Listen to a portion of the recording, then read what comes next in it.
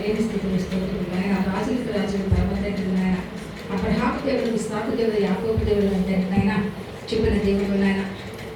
ఆ దినాల్లో ప్రభు నాయన ఆ ఇశ్రాయేలు జనాంగాన్ని ఎలా నడిపించారు మేమైతే చూడలేదు, కానీ మీ పరిశుద్ధ గ్రంథం చూసి చదువుకొని మేము ఊహించుకొని ఆ రీతిగా వారిని నడిపించాలని అనుకుంటున్నాం. కానీ ఈ భయంకరమైన దినాలలో, ఈ కష్టకాలంలో, ఈ కడవరి దినాల్లో నాయన మమ్మల్ని ఎంతగా ప్రేమించి నడిపిస్తున్నారు. తీసుకుంటున్నాయా మీ నడిపింపును బట్టి, మీ ప్రేమను బట్టి, మీ వాత్సల్యతను బట్టి మేము దేవేల స్థుతులు స్తోత్రాలు చెల్లించుకుంటున్నాము తండ్రి గారు. ఆయన ఈ మధ్యాహ్న కావాల్సిన ప్రభాతండి మీ ప్రేమడు 7 రోజులు ఉపవాస కూడికలు జరిపించుకొని ఈ 7వ రోజున ప్రభాతాన్ని మధ్యాహ్న కూడికలు నాయన ప్రసంగించడానికి నాకు ఇచ్చినటువంటి దగ్గర అవకాశం బట్టి మేము వందనాలు చెల్లించుకుంటున్నాను. వృద్ధాసుని బట్టి వందనాలు, సుప్రయాన్ని బట్టి వందనాలు, ముషభం బట్టి వందనాలు, తల్లి గారిని బట్టి వందనాలు.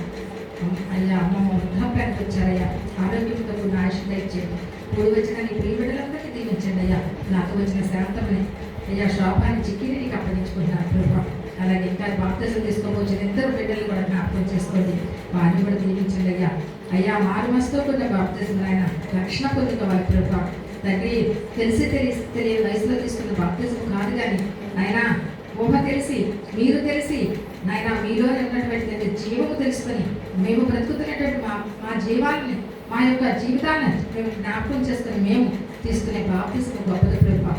తండ్రి ఈరోజు ఆ బిడ్డలు నాయన వారి మనసుతో కూడిన బాప్తిజం తీసుకొచ్చిందిగా రక్షణ భాగ్యత దయచేయమని వేడుకొచ్చున్నాను నాయన. బాప్తిజం ఇచ్చి యోహాను గారు ఆయన యేసు ప్రభు వారి లోకానికి వచ్చినప్పుడు బాప్తిజం ఇచ్చినప్పుడు ఆయన పరిశుద్ధాత్మ పావురము వలె దిగి వచ్చిందండి. స్తోత్రాలు. ఆ రీతిగా ప్రభు ఈ బిడ్డలు కూడా తండ్రి మీ పరిశుద్ధాత్మతో నింపి నడిపించమని అయ్యా మీ దర్శనాలు చూసే భాగ్యం మాకు దయచేయమని ఇక్కడ కూడి వచ్చిన ప్రతి చెట్టు బిడ్డ దగ్గర నుంచి వృద్ధాప్యులను వారి జ్ఞాపకం చేసుకొని వాక్యం మెత్తబోచుండగా తండ్రి మీరు తండ్రి వారి హృదయాన్ని తాకి ప్రభు తండ్రి దానిని నెమరు వేసుకునే వారుగా, ఆ వాక్యాన్ని మర్చిపోకుండా ఉండే వారిని జ్ఞాపకం ఇచ్చుకునే వారిని దీవించి 30 60 100 ఆశీర్వదించమని ఈ సంఘాన్ని ఆయన ఇంకా విస్తరింపచేసి ఆ ప్రభు తండ్రి ఆయన అనేక మంది తండ్రి ఇక్కడ ఆత్మల వద్దీయ భాగ్యం దయచేయమని క్రీస్తు వారి పుణ్యనామను బట్టి వ్యక్తిగతంగా ప్రజలను వెలుగుతున్నాను పడుతుంది. మా వందనాలందరికీ మరొకసారి. మరి పరిశుద్ధాత్మ అంటాం. అసలు ఎవరికైనా తెలుసా పరిశుద్ధాత్మ అంటే? పరిశుద్ధాత్మ ఎవరు పొందుకుంటారు, ఎలా పొందుకుంటారు, అసలు పరిశుద్ధాత్మ ఎక్కడ ఉన్నారు? పరిశుద్ధాత్మ అంటే తెలుసా మీకు? తండ్రి, కుమార, పరిశుద్ధాత్మ. మన దేవుడు ఎవరంటే ఏక దేవుడు. పరిశుద్ధాత్మ తండ్రి ప్రస్తుతం మనకి సంచకరువుగా ఉన్నటువంటి దేవుడు. ఫస్ట్ యెహోవా తండ్రి, తర్వాత యేసుక్రీస్తు వారు తండ్రి అయిన దేవుడి దగ్గర నుంచి యేసుక్రీస్తుగా వచ్చి లోకానికి ఏం తెచ్చారు? రక్షణ తీసుకొచ్చారు. మన పాపాలకి విముక్తి. మనం చేసిన పాపాలు, మన పితలు చేసిన పాపాలు, అన్ని పాపాలు కూడా కడిగిపోయి పట్టడానికి ఆయన రక్తాన్ని, మనుషులు రక్షింపబడాలంటే మనుషుల రక్తమే, గొర్రెపిల్లలో, పక్షులు, పశువులు కాదంట. అందుకని ఆయన ఈ లోకానికి వచ్చి రక్షణ తీసుకొచ్చారు. అయితే ఆయన్ని జనాలు బ్రతకలేదు కాబట్టి ఆయన ఏం చేశారు? వెళ్ళిపోయిన తర్వాత వెళ్తూ పరిశుద్ధాత్మ అనేటువంటి సత్యకరుణకి ఒంటరిగా వదిలిపెట్టకుండా పరిశుద్ధాత్మ మనకు అనుగ్రహించి వెళ్ళారు. ఎందుకంటే మనం ఒంటరిగా ఉంటే మనం వెతకేస్తామని భర్తలు మనకి నిజంగా క్షేమంగా మేము ఈ రోజు విజయవాడ నుంచి ఇక్కడికి వచ్చామంటే దేవదూతలు మాకు తోడుగా ఉన్నారు, కావలుగా ఉన్నారు. ఆ విశ్వాసం, ఆ నమ్మకం మాకు ఉంది. కారులో ప్రార్థన పాట పాడుకున్నాం, మరి వస్తూ దేవుని స్తుతించుకున్నాం, దేవుడిని ఆరాధించుకున్నాం. ఎందుకంటే ఆయన మనతో ఉండేటటువంటి దేవుడు, మనకి కనపడకుండా ఉండే దేవుడు పరిశుద్ధాత్మ తండ్రిని. ఆ పరిశుద్ధాత్మ తండ్రి ఎలా వస్తారంటే మన హృదయంలో నివాసం చేసేటటువంటి దేవుడే అన్నారు, మన పక్కనే ఉండేటటువంటి దేవుడే అన్నారు, మన ముందు వెనకలుగా ఉండే దేవుడే అన్నారు. వృద్ధాప్యంలో ఉన్న తల్లులు నడవలేనటువంటి వారికి నడిచేటప్పుడు ముందు వెనుకగా కాచేటటువంటి దేవుడు అన్నారు. చంటి బిడ్డలు అనేక మంది నండి కాచి కాపాడేటటువంటి పరిశుద్ధాత్మ తండ్రిని మనకు అప్పగించి యేసుక్రీస్తు వారు వెళ్ళినట్టుగా మనకి అందరికీ తెలుసు.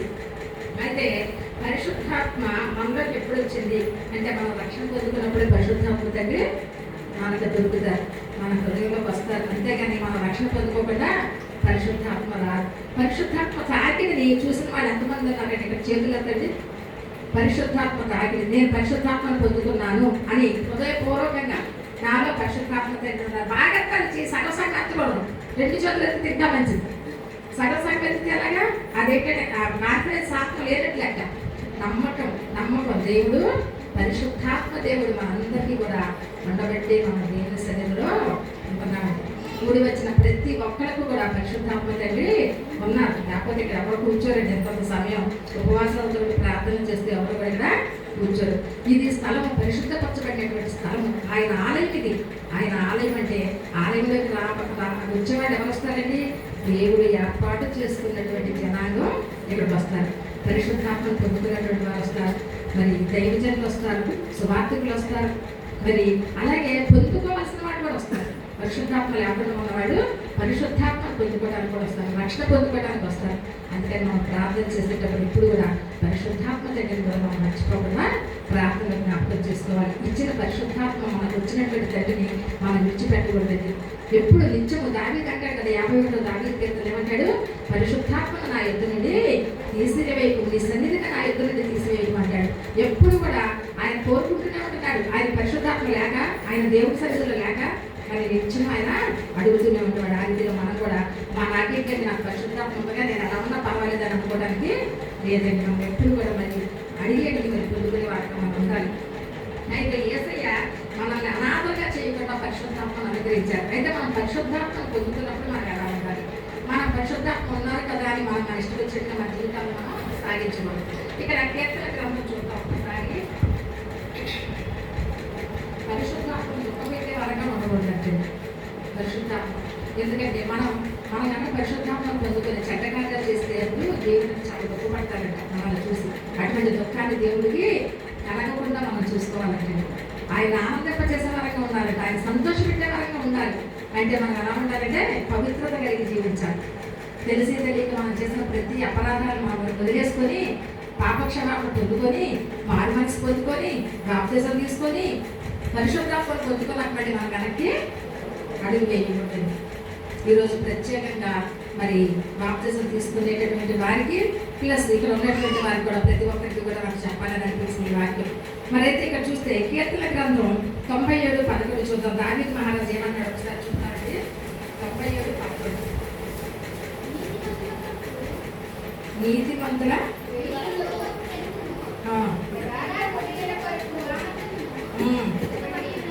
ఆమేన్.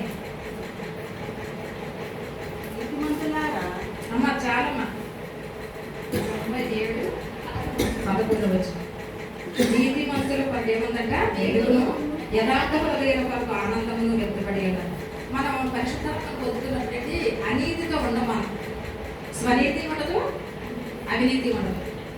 అవినీతి ఉంటుందా? ఉండదు. అలాగే స్వనీతి అంటే సొంత కార్యాలకి, సొంత పనులకి ఆ నీతి అనేది ఉపయోగించుకో. ఇతరుల కోసం ఆలోచిస్తాం, ఇతరులకు మేలు చేయాలని ఆలోచిస్తాం. ఇప్పుడు ప్రభుదాస్ గారు ఉన్నారు, పాస్టర్ గారు అయ్యారు, చిన్న పాస్టర్ గారు. ఇప్పుడు ఆయనకి ఎందుకు తపన? ఆయన జీవించలేదా? ఏదో ఉద్యోగం చూసుకొని చక్కగా ఆ కుటుంబాన్ని పోషించుకోగలరు. కానీ ఆలయంలో అనేక మందికి ఆత్మీయ ఆహారం పెట్టాలి, ఆత్మీయ ఆహారం అందించాలి. ఆత్మల రక్షణ భారం పట్టుకున్నారండి. ఆయన ఆత్మలో నశించిపోకూడదు. తండ్రి అయినటువంటి దేవుడు తన కుమారుని ఈ లోకానికి పంపించిన ఎందుకంటే లోకంలో పరిచయం చేయడానికి వచ్చింది ఎందుకు? తెలుసుకోవడానికి తండ్రి అయిన దేవుడిని నశించిపోకుండా.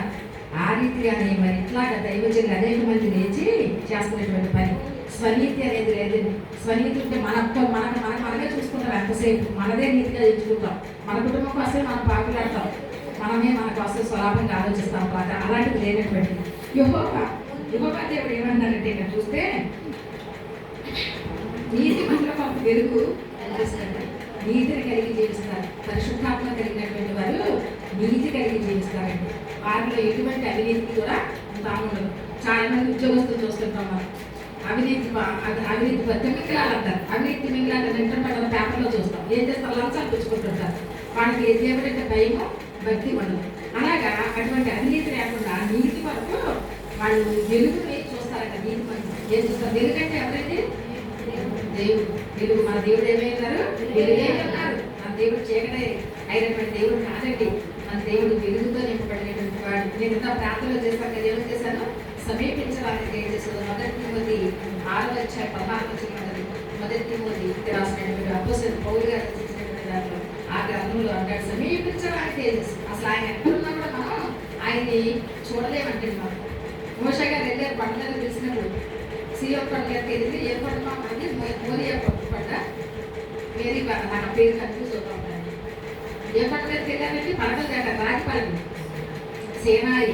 సేనాయి పర్వతం కొండ. Very good Babu, God bless you. మరి అక్కడికి వెళ్ళినప్పుడు ఆయన చూడలేకపోయారు. ఆయన దేవుడు డైరెక్ట్గా ముఖాముఖి మాట్లాడారా? తిరిగి మాట్లాడాడు. ఆయన మొహం మీద చెంగు కప్పుతున్నాడు మోషే గారు. అంత వెలుగు, అంత తేజస్సు, అంత మహిమకైనటువంటి దేవుడు అండి మన దేవుడు. నీతి మంతుడు ఈ వెలుగు కలుగుతుందండి. అలాగే మరి యథార్థ హృదయంలో వారు ఆనందంలో ఎత్తబడి యథార్థత కలిగి ఉండాలంటే మాకు యథార్థత అనే మాట చాలా ఇష్టం. లోపల ఒకటి పైపోటీ పెట్టుకుని ఉండకూడదండి. మనం దేవుని బిడ్డలుగా ఉన్న వాళ్ళు ఎప్పుడు కూడా యథార్థత కలిగి ఉండాలి. మన హృదయంలో ఏముందో మనం బయటకు అదే మాట్లాడాలి. లోపల ఒకటి పెట్టుకుని బయటకు ఇంకొకటిగా ఉండకూడదు. ఆశీర్వదించబడదండి ఆ కుటుంబం, ఆశీర్వదించబడబడదు. ఎప్పుడు కూడా మనం యథార్థత కలిగి ఉండాలి. అలాగే చూస్తే కీర్తన గ్రంథం 141 మీరు ఒకసారి చూడండి అమ్మా.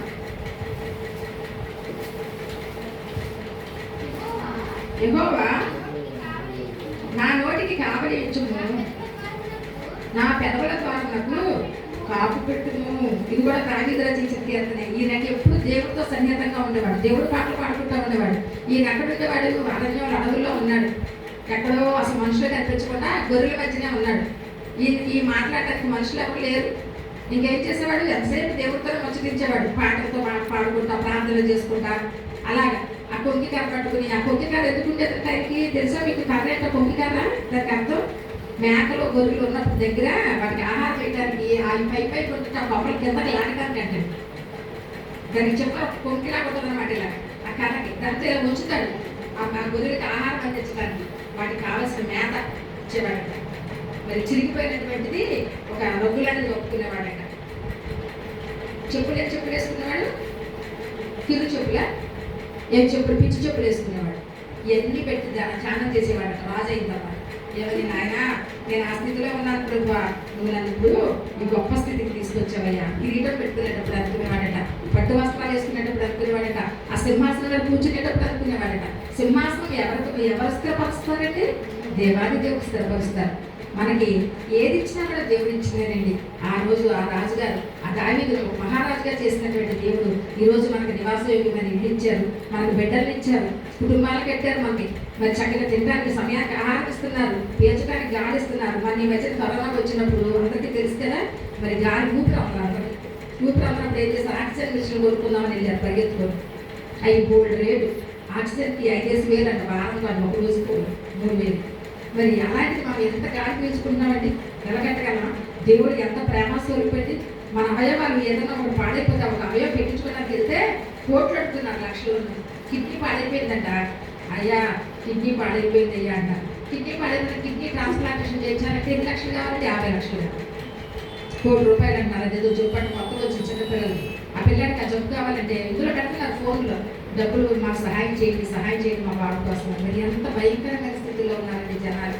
దేవుడిని ఎదుగునటువంటి జనాలు, దేవుడు తెలుసుకోలేనటువంటి జనాలు. మనము పీల్చే గాలి, తినే ఆహారం సమస్తం కూడా దేవుడు మనకి అందిస్తున్నారు. చాలా మంది తెల్లవారితే ఏం వండుకోవాలి, తెల్లవారితే ఏం చేసుకోవాలి తెలియని పరిస్థితుల్లో ఉన్నటువంటి వారు ఉన్నారు. నా దగ్గర పనిచేస్తుంది ఒక అమ్మాయి, ఈశ్వర్య. భర్త మంచోడు గారు, సరిగ్గా చూడండి, 2 పిల్లలు చదివించుకుంటా, పనులు చేసుకుంటా, ఎంత తాపత్రయపడతా ఉంటాం బిడ్డల కోసం. చూస్తే నాకు ఎంతో బాధ అనిపిస్తుంది. మేము చేసే సహాయం కొంతవరకే చేయగలం, కానీ దేవుడికి చేసే సహాయం అండి లెక్కకు మిక్కిలిగా ఇచ్చేటటువంటి దేవుడు అండి. మనం ఇస్తే కొంచెమే ఇస్తాం, ఏమైపోగలుగుతాం? ఏదో సమయానికి కాస్త సర్దుబాటు చేస్తుంటాం, అంతే తప్పితే మనం ఎక్కువ. కానీ దేవుడు ఇచ్చింది లెక్కలేదు. ఆయన తిరిగి ఇవ్వాలన్న భయం లేదు మనకి. మనుషులు ఇస్తే దాన్ని బట్టి తిరిగి ఇవ్వాలి. అటువంటి దేవాదేవుడు అనుకున్నాడు. ఇక్కడ నేను అన్నాడు, యెహోవా నా నోటికి కావలి ఉంచును. పరిశుద్ధాత్మ కంటే మనతో ఉన్నటువంటి మన నోటికి కావలి ఉండాలి. ఏ మాటలు పెడితే మాట్లాడకూడదండి. బాప్తిజం తీసుకున్న తర్వాత బూతులు మాట్లాడడం, మరి లేకపోతే అదే కొంచెం లూజు మాట్లాడతాయి కదా, అలాంటివి మాట్లాడకూడదు. చాలా జాగ్రత్తగా మాట్లాడాలంట. పెదవులు కాచుకోవాలంట. ఎక్కువ మాట్లాడకూడదు, చెడు మాటలు మాట్లాడకూడదు. నా పెదవుల ద్వారానికి కాపు పెట్టయ్యా అంటున్నాడు. పెదవుల ద్వారానికి కాపులా పెట్టమని అడుగుతున్నాడు దావీదు మహారాజు. మరి పరిశుద్ధాత్మ పొందుకున్నటువంటి వారు మనం కూడా అలాగే కాపు పెట్టుకొని ఉండాలి. సామెతలు చూస్తే కనుక సామెతలు మన సొలొమోను గారు రచించినటువంటి సామెతలు జ్ఞానవంతులు. దేవుడి దగ్గర జ్ఞానం అడిగి పొందుకున్నటువంటి ఆయన దగ్గర నుంచి సమస్తము పొందుకున్నాడండి. ఆస్తులు, అంతస్తులు, బంగారం, మణులు, మాణిక్యాలు సమస్తము పొందుకున్నాడు. రాజ్యాలు పొందుకున్నాడు. ఆఖరికి యెరూషలేము దేవాలయం తండ్రి కట్టాలని అనుకున్న దేవాలయం నువ్వు కట్టడానికి వీలేదు, నేను నీ కుమారుడి చేత కట్టించుకుంటానన్నాడు. ఆ ఆలయం కట్టడానికి కూడా అర్హత సంపాదించుకున్నటువంటి వాడే అన్నాడు. అటువంటి సొలొమోను రచించిన సామెతల గ్రంథం 16:13 ఒకసారి చూడండి అమ్మా.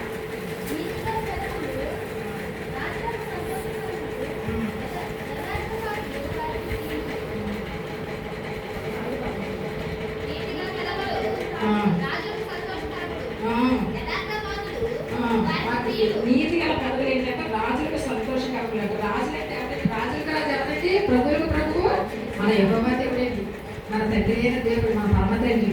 ఆయనకంట నీతి గల పదవులు రాజులకు సంతోషకరములు. దేవుడు అంటే సంతోషపడతారంట మనం మంచిగా మాట్లాడితే, నీతిగా మాట్లాడితే, మనం చేసే పనులు మంచి కార్యాలు మనం చేస్తే చూస్తున్నటువంటి ఆ దేవాది దేవుడు ఆయన అంత సంతోషపడేటటువంటి రారాజు.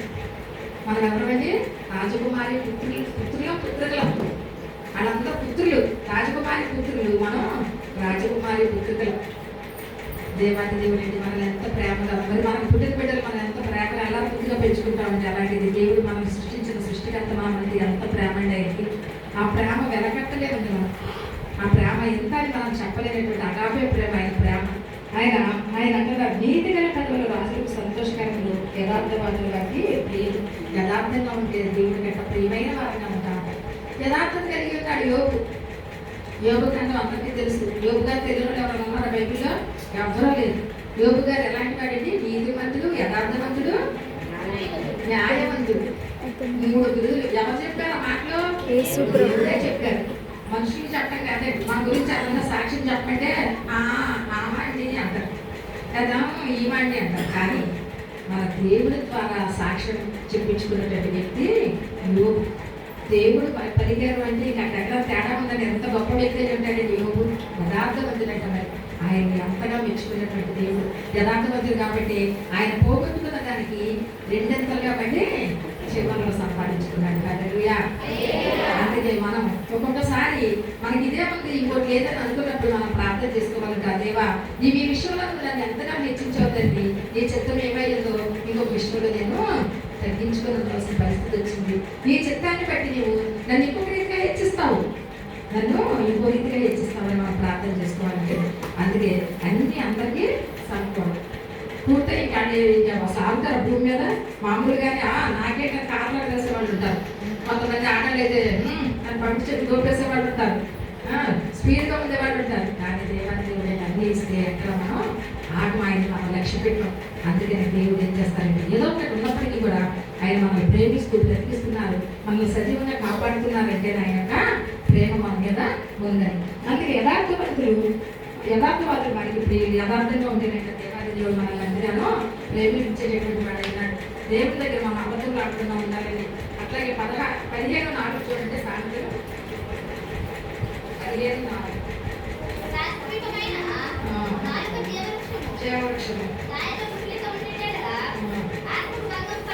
సాత్వికమైన నాలుక జీవవృక్షం. నాలుక సాత్వికంగా ఉండాలి. నాలుగు మెత్తగానే ఉంటుంది. మామూలుగా చూస్తే దాన్ని పట్టుకొని చూసాం అనుకోండి, దాని పరిస్థితి ఏంటంటే చక్కగా మెత్తగా ఉంటుంది. ఎంత మెత్తగా ఉంటుందో చెప్పలేదు. కానీ జీవవృక్షం మాట్లాడితే అది జీవం కలిగినటువంటి జీవవృక్షం మన అక్కడ స్మారకాండంలో చూసాం. ఫస్ట్ ఆదాముని అవ్వమని సృష్టించినప్పుడు దేవుడు ఆ వాటిని పెట్టిన దగ్గర ఏముందండి? జీవవృక్ష ఫలాలు చెట్లు అక్కడ ఉన్నట్టుగా మనం చూస్తాం. మరి ఏ జీవవృక్ష ఫలాలు అయితే తినొద్దని చెప్పారో దేవాది దేవుడు ఆ పండే ఆ చెట్టు పక్కన తినేసాడు. ఏదైతే తినదు, లేకపోతే మనం అందరూ తినేవాళ్ళు ఉంటాడు. ఆడప్పుడు తరఫున ఉంటుండే అయితే ఏం చేశారు? దేవుడు తోసేశారు. దేవుడి మాటకి లోపడలే. దేవుడి మాటకి లోపడకుండా వాళ్ళు ఏం చేశారంటే వేరే శాతానికి వెళ్ళిపోయారు. గొప్పవారిని వాళ్ళు పడగొట్టింది. అలాగే మనం కూడా ఎలా ఉండాలంటే మన నాలుగుతో మాట్లాడే మాటలు జీవవృక్ష ఫలాలు భరించేటట్టుగా ఉండాలంట. మనం జీవవృక్ష ఫలాలు అంటే ఏంటంటే అది చెప్పాలంటే మీకు అందరికీ తెలుసు. జీవవృక్ష ఫలాలు ఏంటంటే ప్రేమ, సంతోషము, సమాధానము, ఆశలు ఇవన్నీ మనం కలిగి ఉండాలి. ఇట్లాంటివన్నీ మనం కలిగి ఉండాలి. ఆ జీవవృక్ష ఫలాలకి సమాధానం మన దగ్గరే ఉంది. స్త్రీల మీద మనకి ఇంకా ఎక్కువ బాధ్యత. అలాంటివి మనం కలిగి ఉండాలి. ఓర్పు, నేర్పు, సహనం అన్నీ స్త్రీలలో ఉండాలి. కుటుంబం కట్టుకోవడానికి స్త్రీయే ప్రధాన కారకురాలు. జ్ఞానవంతురాలు తన ఇల్లు కట్టుకుందని జ్ఞానవంతులు రాశారు. మరి ఇన్ని విషయాలకి దేవుని సంగతులు మనం చూస్తాం. చూస్తే కనుక ఎంతో మంచి మంచి మాటలు మనకి తెలుస్తూ ఉంటాయి. అలాగే ఇంకొక విషయం చెప్పుకుంటాం ఇందులో 14లో.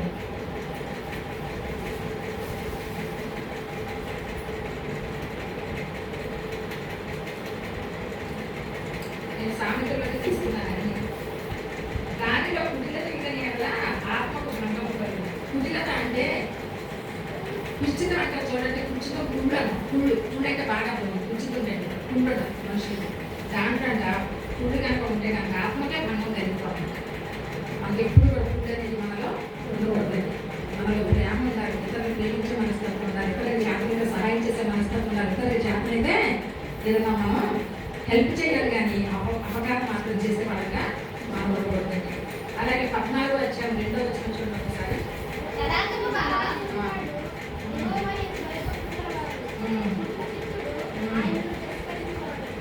ఇక్కడ చూస్తే యథార్థంగా ప్రవర్తించేవాడంటే యెహోవా యందు భయభక్తులు కలవాడు. దేవుడు అంటే భయం అన్నవాడు యథార్థంగా ఉంటాడు.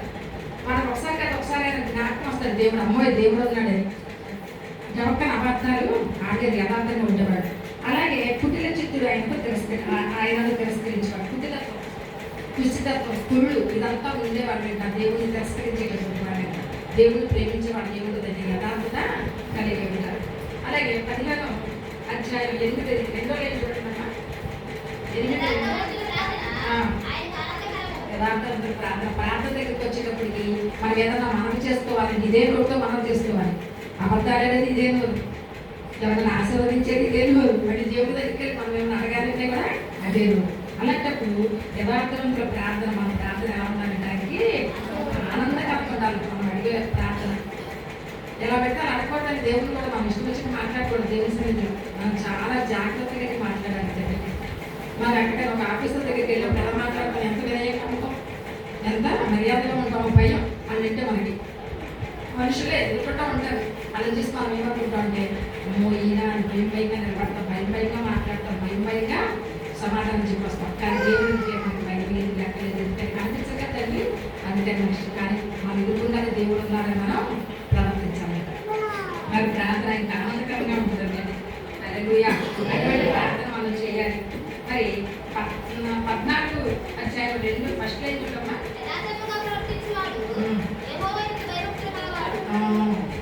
చదివాం సారీ అది కుదిరే చిత్తులు అలా ఉంటారు, దేవుని తిరస్కరించే వాళ్ళు ఉంటారు. అలాగే 11 చూడు.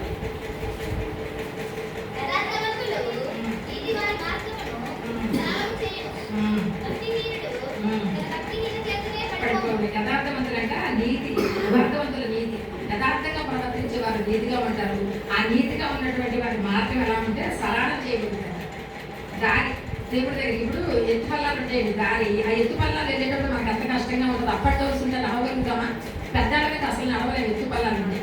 అదే కొంచెం వయసులో ఉన్నారైతే ఎలా ఒక కాలు ఇట్టేసి చెప్పగలుగుతారు, పెద్దవాళ్ళ మీద అసలు నడవదు. అయితే ఇక్కడ అన్నాడు యథార్థవంతుల నీతి వారి మార్గం సరళం చేస్తుందంటే మన జీవిత మార్గం, దారి కాదు ఇది జీవిత మార్గం, జీవిత సత్యాలంగా చూడండి. మన జీవితంలో మార్గాలు ఎన్నో ఉంటాయి. మనం మంచి మార్గంలో వెళ్ళాలి.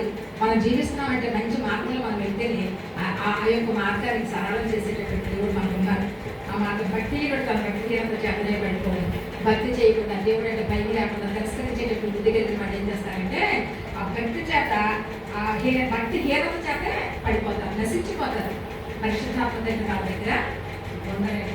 పరిశుద్ధాత్మ ఉండాలండి. యథార్థత కలిగి ఉండాలి, నీతి కలిగి ఉండాలి. మన యొక్క జీవిత విధానం అంతా కూడా సరళం చేయబడింది. మన జీవన గమ్యం మనం ఎక్కడికి చేరుకోవాలి, సరిగ్గా చేరుకోవడానికి దేవుడు అవకాశం చూపిస్తారు. అలాగే 8వ అధ్యాయం సామెతలు 8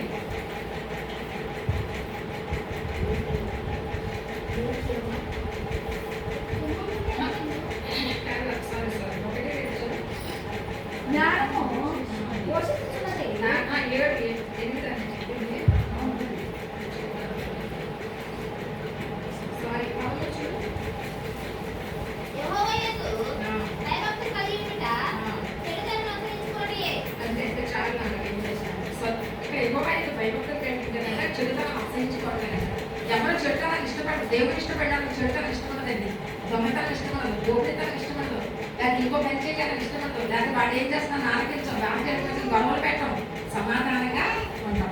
దేవుడు ఇష్టపడిన వాడికి ఇట్లా ఇట్లాంటివన్నీ ఏమి కూడా చెడుతనం లేకుండా ఉంటారండి. మంచితనంతో ఉంటారు, సద్భావంతో ఉంటారు, సద్భక్తితో ఉంటారు. అటువంటి వాళ్ళందరూ కూడా దేవుడిని ఇష్టపడేటటువంటి వారుగా ఉంటారు. ఇంకొక రిఫరెన్స్ చూద్దాం. 3:32 చూడవాలి. 3:32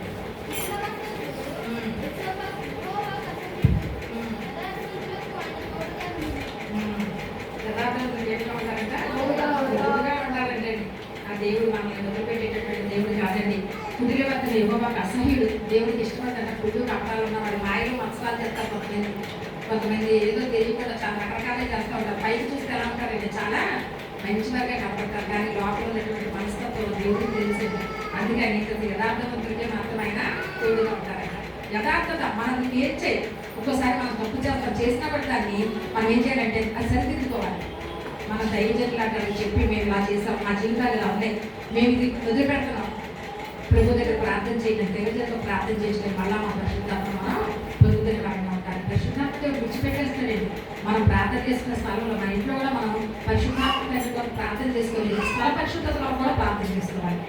స్థలం కూడా పరిశుద్ధపరిచిన ఆయన, ఈ స్థలం అంతా పరిశుద్ధపరిచిన ఆయన, నా గృహం పరిశుద్ధంగా ఉండాలి, పవిత్రంగా ఉండాలి, ఇది నీకు ఆలయంగా ఉండాలి. నా హృదయం అయితే నీకు ఎలా ఆలయంగా చేసుకున్నావో అలాగే నా ఇల్లు కూడా, నా గృహం కూడా నీకు ఆలయంగా ఉండాలి. నా గృహంలో మీ మందసం, మీ బలిపీఠం పెట్టాలి ప్రభు అని మనం ప్రార్థన చేసుకోవాలంటే.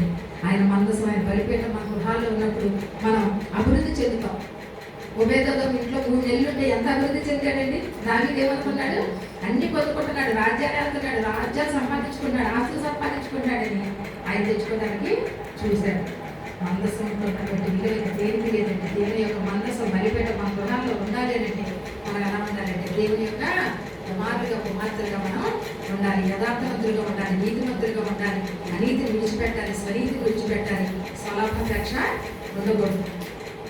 ప్రతి విషయంలో కూడా మనం ఆయన దగ్గర మనం ప్రార్థన చేసుకునే వారు ఉండాలి. ఆయన ఇచ్చిన పరిశుద్ధాత్మను పోగొట్టుకునే వారుగా ఉండకూడదు. ఆయన ఇచ్చిన పరిశుద్ధాత్మను నిత్యం నిలకడగా మన దగ్గర స్థిరంగా ఉండేటట్టుగా మనం ప్రార్థన చేసుకోవాలి.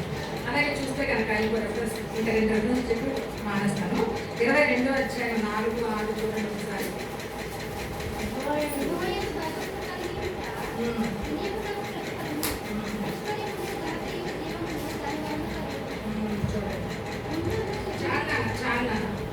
యెహోవా యందు భయభక్తులు కలిగి ఉంట వినయభక్తులు తెస్తానంటే, దేవుని యొక్క భయభక్తులు కలిగి ఉంటే మనకి వినయం.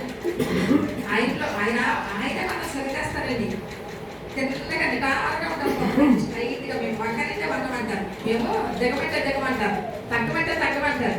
కానీ దేవుని యొక్క భయభక్తులు కలిగి ఉంటే కనుక దేవుని ఎవరిని ఎలా వంచాలో, ఎవరిని ఎలా స్థిరపరచాలో, ఎవరిని ఎక్కడ తగ్గించుకునేటట్టు చేయాలో సమస్తం ఆయన తెలిసినటువంటి దేవుడే. ఆయన్ని యెహోవా యందు భయభక్తులు కలిగి ఉండాలి. ఫస్ట్ దేవుడి యొక్క భయం ఉన్నప్పుడు మనం ఏం చేస్తామంటే వినయానికి వినయం వచ్చేస్తాం, ఆటోమేటిక్ వచ్చేస్తాం దేవుడి భయం ఉంటే. అలాగే ఐశ్వర్యము, ఘనము, జీవము దాని వల్ల మనకు కావాల్సినటువంటి ఐశ్వర్యం అనుకుంటామండి. ఎంత సంపాదించుకోనండి, ఆమె ఎంత ఆస్తుందోనండి అంటాం. అంతకంటే పెట్టేస్తారు ఆడు కూడా. కానీ మనకంటే ఎక్కువ సంపాదించుకోవచ్చు. చక్కటి పిల్లలు ఉండొచ్చు, వాళ్ళ గృహం కలకలగా ఉండొచ్చు, మంచి మంచి ఇల్లు ఉండొచ్చు, వాళ్ళకి ఆస్తి ఉండొచ్చు, మనుషులు ఉండొచ్చు, అన్నీ ఉండొచ్చు. కానీ మనకి ఏదైనా బాధపడదు. వాళ్ళు చేశారు ప్రార్థన, వాళ్ళ ప్రార్థన సరైనదేమో, దేవుడి చిత్తానికి అది అంగీకరించబడిందేమో, వాళ్ళ హృదయం దేవుడు తాగారేమో. ఆయన హెచ్చించాలంటే హెచ్చించగలిగారు. దేవుడి ఆయన దగ్గర మనం భయభక్తులు కలిగి ఉండాలి. ఆమె పైకి కఠోరంగా ఉంది, కఠినంగా ప్రవర్తిస్తుందని అనుకోవచ్చు మనం. కానీ ఆ లోపల హృదయం ఎంతగా ఉందేమో, ఆమె జారిగా మనసు కలిగి ఉందేమో, అనేక మందికి ఆహారం ఇస్తుందేమో, అనేక మందికి సహాయం చేస్తుందేమో. మరి ఎవరికి ఏం చేస్తుందో ఆమె అభివృద్ధి పరిచారు. దానికి కారణం దేవానికి అందుకే దేవుని మనం భయభక్తులు కలిగి ఉండాలి. వాళ్ళకి చేతనైన సహాయం మనం చేసేవాళ్ళగా ఉండాలి. ఐశ్వర్యం ఇస్తారంట, ఘనత ఇస్తారు. ఘనత అంటే గొప్పతనం. ఇప్పుడు ఒకరికంటే పొగుడుతారు ఎవరన్నా, వాడు ఏదో ఒక గొప్ప కార్యం చేస్తేనే పొగుడుతారు, లేకపోతే పొగడరు. ఒక మంచి పని చేయాలి, దానికి ఉపయోగపడే పని చేయాలి, అప్పుడు మాత్రమే వాళ్ళకి ఘనత వస్తుంది, గొప్పతనం వస్తుంది. అది రావాలంటే దేవుడు మనతో చేయించాలి. మనల్ని ఆయన ఇష్టమైన పాత్రలుగా చేసుకోవాలి, ఆయన మనల్ని వాడుకోవాలి. మరి మా డ్యూటీలో ఉన్నటువంటి రకరకాల సమస్యలు వస్తూ ఉంది. బోర్డు సమస్యలు ఒకటి కాదు, 2 కాదు, అనేక రకరకాల మనస్తత్వాల వాళ్ళ నుంచి పని చేయాల్సి వచ్చేది. మంచి చేద్దామని ముందుకెళ్తే పక్క నుంచి వచ్చి ఈవిడ మంచి చేయడానికి రాలేదని చెడు చేయడానికి వచ్చిందని చెప్పేవాడు. పక్క ఎడనే ఎదుర్కొంటామా, ఆఫీసుల దగ్గరికి వెళ్ళి మంచి చేయడానికి ప్రయత్నం చేస్తామా? రకరకాల సమస్యలు కానీ దేవాది దేవుడు అంటున్నప్పుడు ఆయన బైబుల్తో వెళ్ళినప్పుడు ఎన్నో ఎన్నో శ్రమల నుంచి చేతుల్లో నుంచి శత్రువుల దగ్గర నుంచి నన్ను తప్పించేటప్పుడు ఎక్కడికి వెళ్ళిన కార్యం విజయం చూశాను కానీ అపజయం తెచ్చుకోలేదు. జయమే నాకు ఇచ్చేవాడు. ఆయన ప్రేమ నా యథార్థత. నేనే మంచిదాన్ని కాదు, నేనేం నేను చాలా మంచిదాన్ని మనం చెప్పుకోకూడదు. ఎందుకంటే ప్రతి ఒక్కరిలో తప్పులు ఉన్నాయి. అందులో మనం నిర్మాణంగా ఉన్నాం. ఆశలు ఉంటాయి, ఆశయాలు ఉంటాయి, రకరకాలు ఉంటాయి. కానీ దేవుడు మాత్రమే మనం క్షమించి మన యథార్థతను పెట్టి మన మనసును పెట్టి మనం ఉన్నటువంటి స్థితికి అయితే అన్నీ ఆయనకు తెలిసింది. ఆయనకు జరగడం ఏది ఆయన చూడండి ఏది లేదు మనలో. మనమైతే మన కన్ను కనిపించిన వరకు మనం చూస్తాం. కానీ మన తండ్రి ఏదో దేవుడు ఏంటి ఆకాశంలో ఉన్నటువంటి తండ్రి ప్రపంచం మొత్తం సర్వ సృష్టిని కూడా ఒకేసారి చూడగల శక్తి ఎందుకంటే ఆయన అంటున్నాడు, మనం ప్రార్థన చేసినప్పుడు అంటే దీవించగలిగినట్టు నా హస్తము రుచి కాలేదన్న శక్తంలో ఆయన ప్రేమ ఎంత ప్రేమ చూడండి. నేను వినగానట్టు నా చెవుడు మొత్తం కాదు, నా చెవుడు ఎంత పెద్ద ఏంటి చూడండి. దేవుడు అంత గొప్ప దేవుడు. అందుకే ఆయన కళ్ళు అగ్నిజ్వాల వంటి కళ్ళు ఎప్పుడు వెలుగుతూ ఉండే కళ్ళు. రప్ప వేయరంట ఆయన. రప్ప వేస్తే ఏమవుతుంది? స్మాష్. మనందరం ఏమైపోతాం? ఇంకా ఈ ప్రపంచాలు ఏమన్నా ఇంకా భూప్రపంచాలు. అందుకైనా కొడుకగా నిద్రపోని దేవుడు మన కోసం ఎప్పుడు కళ్ళు రప్ప వేయకుండా ఆయన పాదాలు అపరించబెట్టి పాదాలంట, మందాలు పాదాలంట. అంత తేజమైనటువంటి మన దేవుడు ఎంతో గొప్ప దేవుడు. అందుకే మనం యథార్థత కలిగిన వారికి ఆయన జీవించే దేవుడు, ఆశీర్వదించే దేవుడు. ఆయన ఏ విషయంలోనైనా సరే ప్రతి విషయం మనకు ఐశ్వర్యం కావాలన్నా, ఘనత కావాలన్నా, జీవములో దాని వలంలో జీవం అసలు ప్రాణం. ముఖ్యంగా ప్రాణం ఉంటేనే కదా, ఈ మట్టి శరీరంలో ప్రాణం ఉంటేనే ఆత్మ నశించుకోకుండా చూసుకోవడానికి అన్నిటికీ ఆస్కారం ఉంది. మరి అదే కనుక ఈ ఇందులో ప్రాణాలకు ఇంకేముంది? మట్టిలో కలిసిపోయే శరీరం. మనం దేవుని స్థుతించడం, మన్ను స్థుతించినా అడుగుతాడు. మన్ను స్థుతించలేదు కదా. అలాగే మనలో ఉన్న ప్రాణం ఉన్నప్పుడే మనం నడవగలిగినప్పుడే ఆలయానికి వెళ్ళాలి. మనం దేవుడికైనా సరే వెళ్ళాలండి ఆలయాన్ని. నడవలేకపోతే ఒకవేళ దేవుడికైనా వెళ్ళాలని చెప్తున్నట్టు ఆయన సన్నిధికి వెళ్ళడం అనేది మహా గొప్ప భాగ్యం. మనకి ఇచ్చినటువంటి ఆయన ఈ యొక్క కాళ్ళను మనం ఆయన కొరకు ఉపయోగించాలి, చేతులు ఆయన కొరకు ఉపయోగించాలి. మన శరీరంలో ప్రతి అవయవం కూడా ఆయన కొరకు పాడబడాలి. కొంతమంది ఉంటారండి, మాటలు కాని వాళ్ళు ఉంటారు, మాట్లాడే వాళ్ళు ఉంటారు, పుష్టి జాతరస్తుంటారు. పుష్టి వాళ్ళు చర్చలోకి రావడానికి అవకాశం ఉందా? రాలేదుగా, రాలేదుగా. వాళ్ళు ఆ బయట కూర్చుంటారు. దేవుడు మనకు ఆదాయంగా రానిచ్చే అవకాశం ఇచ్చారు. మనం చక్కగా తీర్చిదిద్దారు. మనకు అవయవాలన్నీ సొంపుగా ఇచ్చారు. కళ్ళు లేని వాళ్ళు ఉన్నారు, బయట చదువుకోలేని వాళ్ళు ఉన్నారు, చెవిటి వాళ్ళు ఉన్నారు, నెలలాకుండా ఉండే వాళ్ళు ఉన్నారు. కానీ మన దేవుడు మాకు అన్నీ ఇచ్చారండి, అన్ని అవయవాలు ఇచ్చారండి. మనం అందుకే మన సమయాన్ని వృధా చేసుకోకూడదు, మన కాలాన్ని పోగొట్టుకోకూడదు. ఈ రోజున మనం ఇక్కడ ఉన్నాము, మనం తెలియనటువంటి భయంకరమైన విధానంలో మనం ఉన్నాము. ఈ కడప కాలంలో మనం ఎప్పుడు కూడా దేవుని స్థుతించే వారిగా ఉండాలి. అలాగే ఇంకొక రెఫరెన్స్ చూద్దాం. 9:10 చూడండి.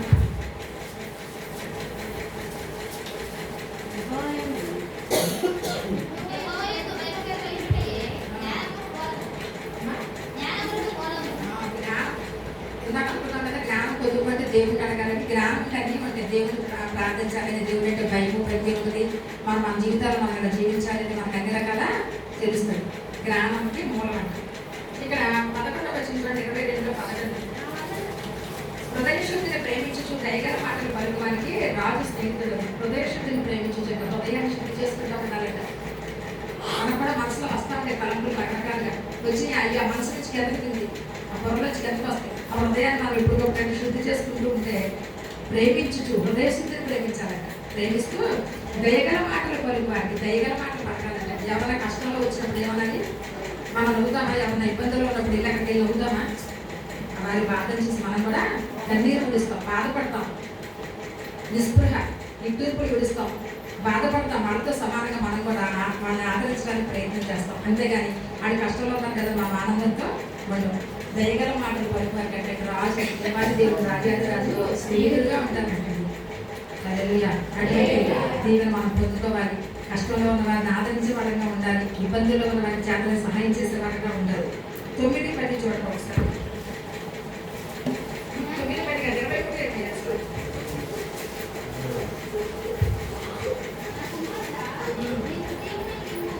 నీ హృదయమును నాకిమ్ము. చాలు చాలు.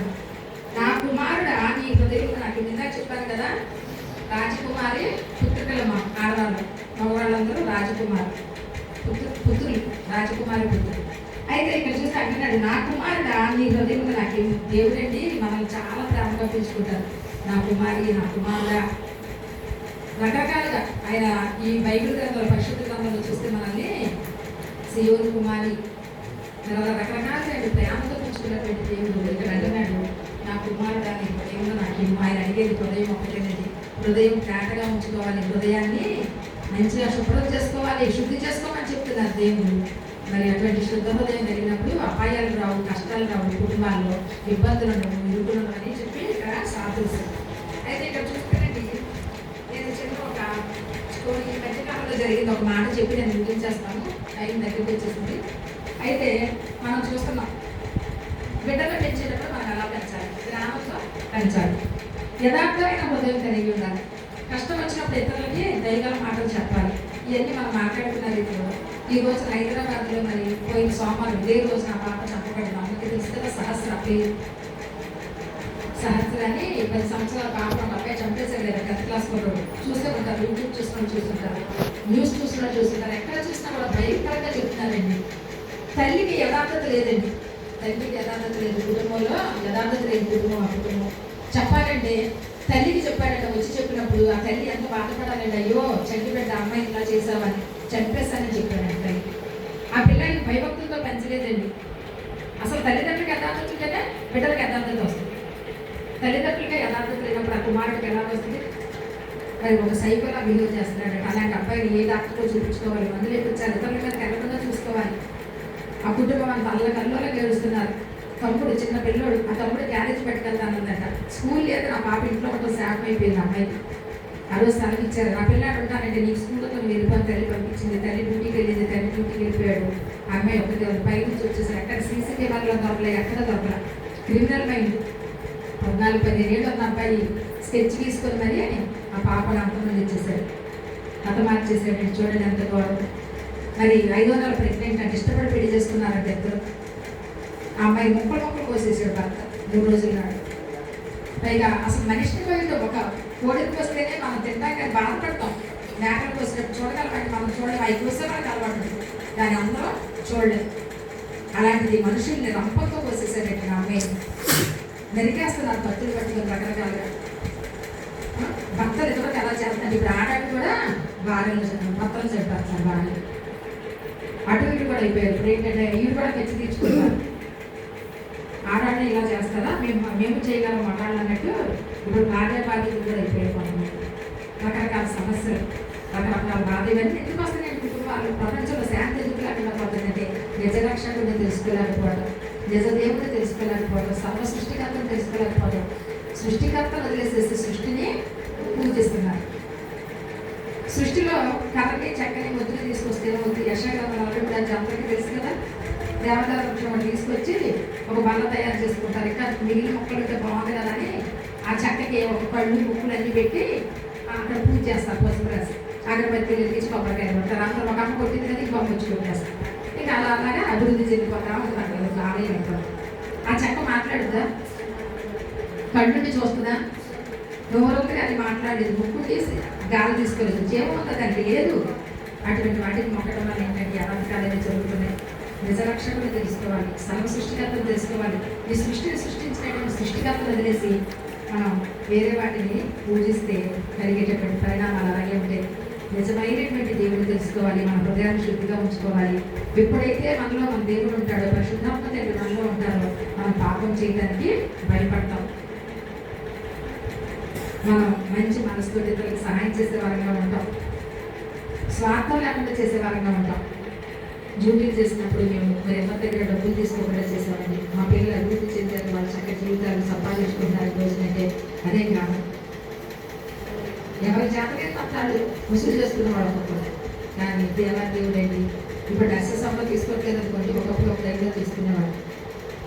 ఏమి ఆశించకుండా, ప్రతిఫలం ఆశించకుండా చేసినటువంటి ఆ యొక్క దీవెనలు, ఆ పేషెంట్ల దీవెనలే మాకు ఈ రోజున రాబోతున్నాయి. ఎంతో భయంకరమైనటువంటి అనారోగ్యాలు వచ్చిన, అపాయకరమైనటువంటి స్థితిలో ఉన్నా కూడా మేము రక్షించబడ్డాము, బ్రతికాము. ఈ రోజునైనా నిలబడి మా యొక్క సాక్ష్యాల ద్వారా మాకు ఇచ్చినటువంటి వాక్కు ద్వారా మరి అనేక మందికి దేవుడు నడిపించడానికి దేవుడు సహాయం చేస్తున్నారు.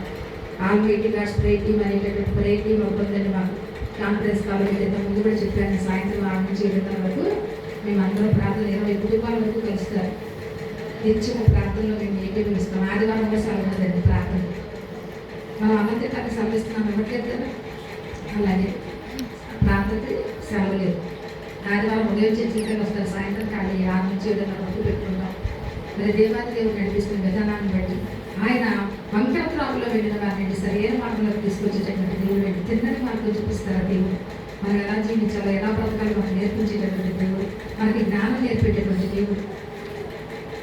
అటువంటి దేవుడిని మనం మర్చిపోకూడదు. మన హృదయం నుంచి పరిశుద్ధాత్మక వెళ్ళిపోకుండా మనందరం కూడా మన తలంపులకి మన ఆత్మకి అన్నిటికీ కూడా కావాలిగా ఉండేటట్టుగా ప్రార్థన జరుగుతుంటే చూడండి. ఆలయాల్లో మనకి దైవజన చివరిలో ఇచ్చేటటువంటి ఆశీర్వాదాలు అదే అంటారు.